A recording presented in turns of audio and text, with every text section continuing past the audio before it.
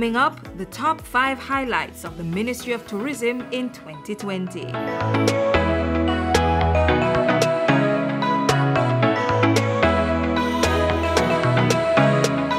Resilience. That was the hallmark of Jamaica's tourism industry during a tumultuous year. Major flights resumed service to the country.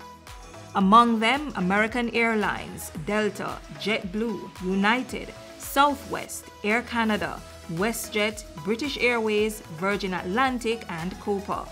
A nice beginning to restore the growth levels that the industry had over the years. Also early within the year, the historic town of Port Royal in Kingston welcomed its first cruise ship, the Marella Discovery II.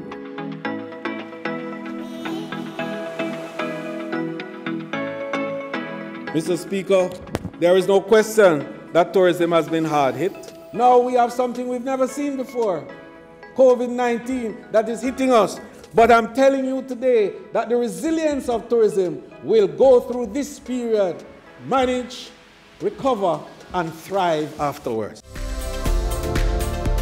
In the fight against COVID-19, the ministry implemented a number of measures to mitigate the effects from the fallout in the industry.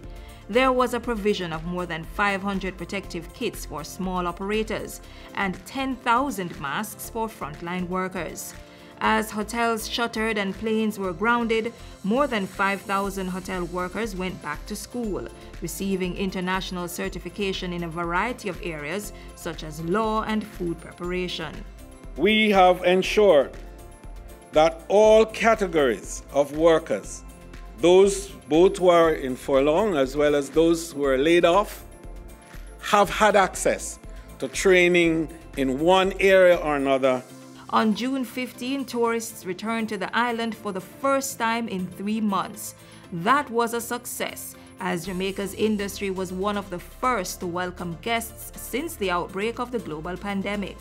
Preliminary figures from the JTB indicate that since reopening on June 15, we have recorded a little over 200,000 stopover arrivals to the country. What paved the way for the reopening of the industry was the Resilient Corridor Program, an initiative unique to Jamaica.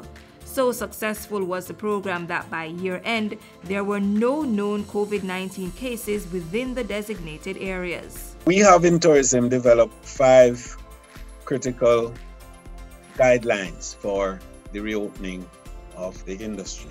And the first is to develop a robust health and security protocol with dealing with our local as well as international partners, and a set of protocols, in fact, which could stand both local and international scrutiny. Locals were not left out.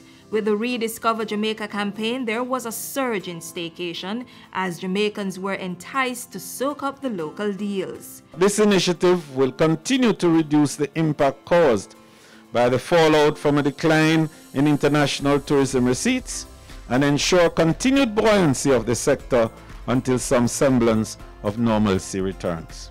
It has been a great success, with some hotels reporting up to 50% to 60% occupancy from local bookings. Another first for the global tourism industry coming from the ministry team was the Jamaica Cares Health Insurance Program. The end-to-end program guaranteed the health security and safety of tourists who fly to Jamaica. They will be able to come to the country, ensure that their testing is done. Whatever health requirements are needed while they are here on island will be covered. And if they are ill and become seriously ill, in fact, there is repatriation arrangement as a plane will be on the AM tarmac ready and appropriately appointed with paramedical arrangements to take them back to their destination. Within its COVID-19 response, the ministry also provided more than $2 billion in funding to small and medium tourism enterprises, SMTEs. SMTEs also play an integral role in helping us to retain higher earnings on each dollar on the supply side by strengthening linkages.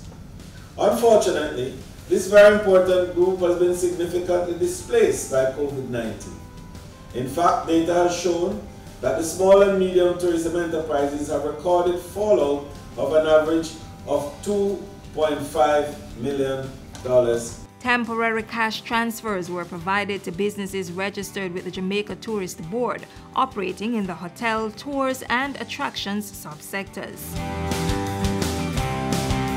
In 2020, the ministry rolled out the Tourism Workers' Pension Scheme, managed by the government and private sector. Registration for the contributory scheme commenced on October 1.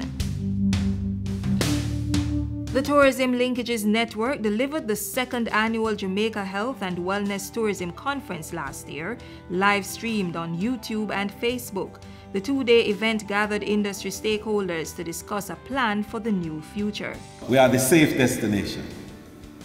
We are the healthy destination. We are the destination that is concerned about the physical and mental well-being of everyone, including our visitors who come. The Linkages Network also developed a COVID-19 safety manual for Jamaican spas, the first of its kind in the region.